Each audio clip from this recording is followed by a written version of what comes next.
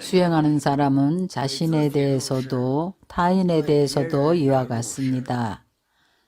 시비를 이야기하지 마십시오. 불법에 입문하지 않은 사람들을 볼 때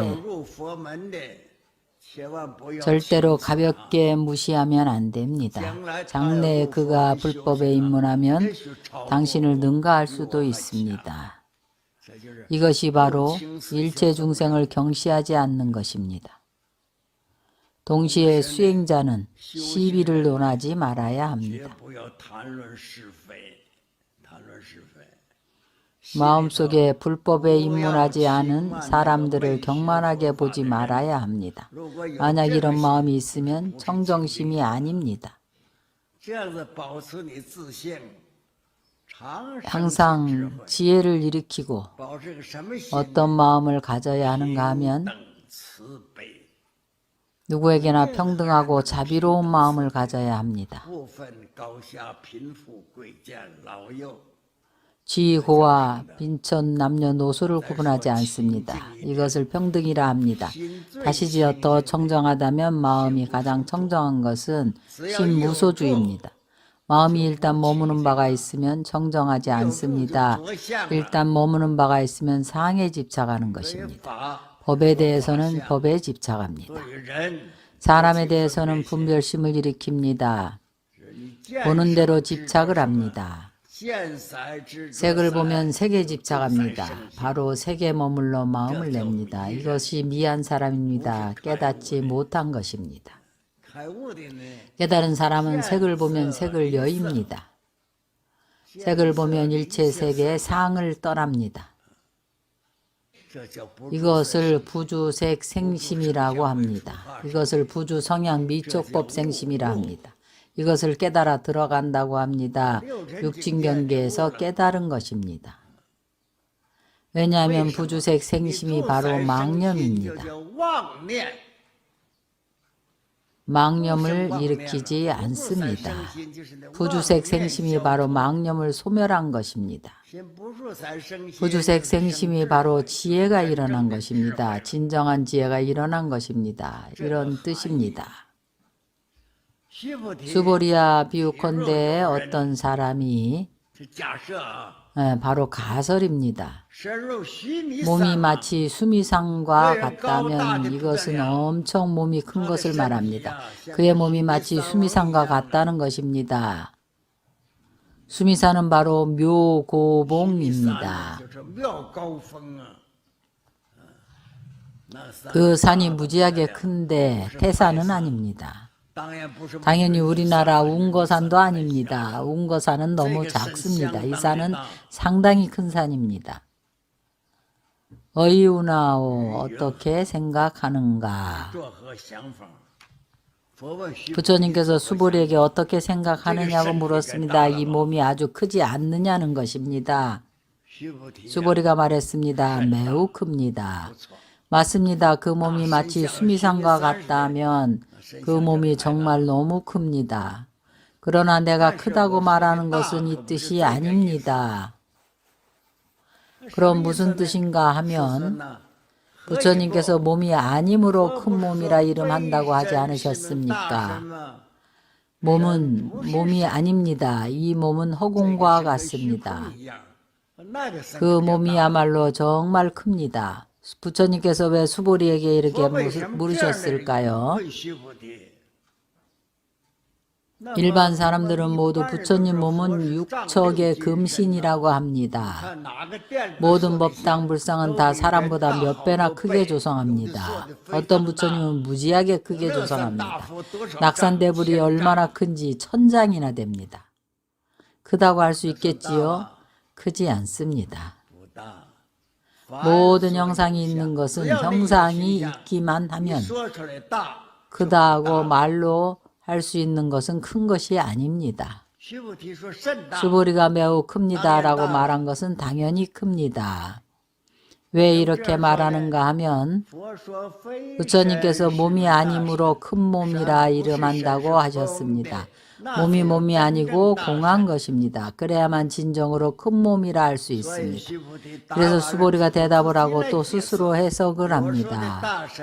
내가 말한 큰 몸은 비교해서 큰 것이 아닙니다.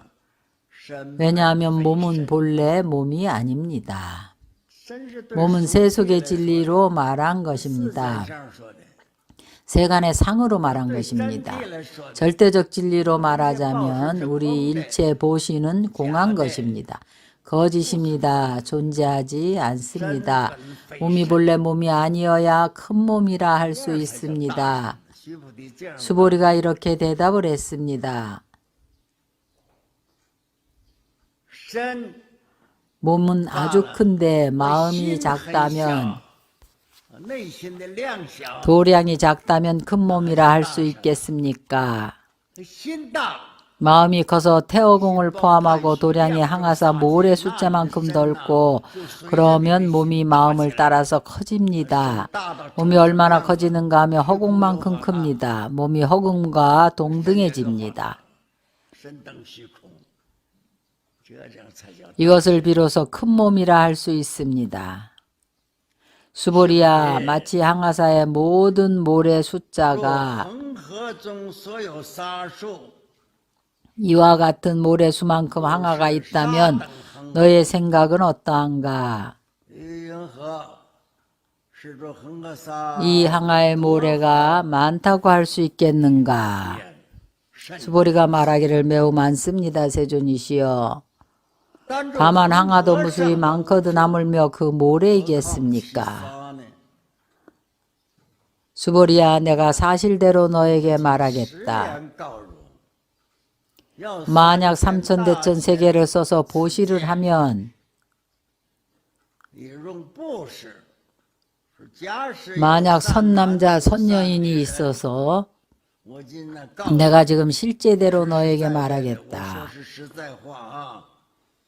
내가 사실대로 너에게 말하는데 만약 선남자 선여인이 항아의 모래수만큼 진주 만호 등 칠보를 가지고 삼천대천 세계를 가득 채워서 보시를 하면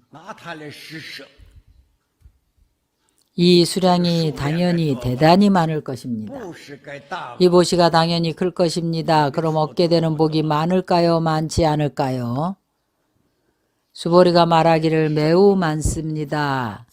이렇게 많은 재물로 보시를 하면 얻게 되는 복덕은 무수하고 매우 많습니다.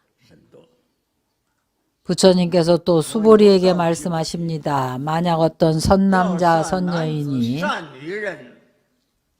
이 경전 가운데에 사쿠계 등을 수지하여 타인을 위해 설한다면 이 복덕이 앞의 복덕보다 수승하느니라. 이것은 우리 모두 다 알 수 있는 것입니다.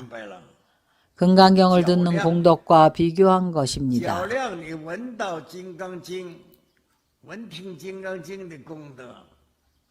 금강경에서 설한 말씀을 적게는 4구절만이라도 다른 이에게 설해준다면 바로 여러분이 금강경을 배워서 금강경의 말씀을 다른 이에게 설해준다면 여러분이 얻게 되는 복덕이 항아사만큼 많은 삼천대천 세계를 쓰는 것보다 항아사의 모래는 우리나라의 강에 있는 모래보다 훨씬 더 미세합니다. 마치 가루 같아서 입자를 구분하기가 어렵다고 합니다. 인도 사람들은 항아가 천상에서 왔다고 말합니다. 산상에서 온 것이 아니고 얄룽 창보강으로부터 내려오는 것입니다. 바로 우리 중국의 히말라야 산에서 내려오는 물이 티베트의 얄룽 창포강으로 흘러 들어가는 것입니다. 그래서 인도까지 흘러 들어갑니다. 인도에서는 항아강이라고 합니다. 티베트 얄룽 창포강의 물은 중국 경내로 흘러 들어오지 않습니다. 인도로 흘러 들어갑니다. 그래서 인도에서는 항아라고 합니다. 산의 남쪽에서 유입되어서 베트남, 라오스, 캄보디아에 유입되어 들어갑니다. 이것을 메콩강이라고 합니다. 그러나 모두 히말라야 산에서 내려오는 물입니다. 이 물이 인도에서는 우리의 장강과 마찬가지입니다. 많은 도시를 거쳐서 아주 길게 흐릅니다. 그래서 인도에서 이 항아가 천상에서 온다고 합니다. 왜냐하면 그 모래가 유난히도 미세하기 때문에 하나의 모래를 하나의 항아로 칩니다. 이러한 항아의 모래를 다시 또 더해서 이 항아에 얼마나 많은 모래가 있겠습니까? 무수하게 많은 것을 의미하고 나타내는 말입니다. 하나의 모래가 하나의 세계입니다. 이 모든 세계의 모든 재물을 가지고 와서 다 공양을 올립니다. 이 공덕이 당연히 크겠지요. 그러나 어떤 사람이 금강경의 사쿠개를 가지고 다른 사람에게 설해주는 것만 못합니다.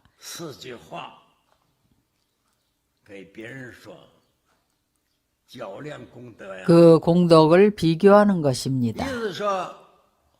그 의미는 부처님께서 우리에게 알려주시는 것입니다. 금강경을 듣게 되면 다시 금강경에서 말씀하신 내용을 금강경을 듣지 못한 사람들에게 전해주면 그에게 권하는데 많이도 말고 4구절만이라도 그렇게 지은 복덕이 항아사만큼 칠보를 써서 중생에게 공양함 공덕보다 그 복덕이 더 큽니다.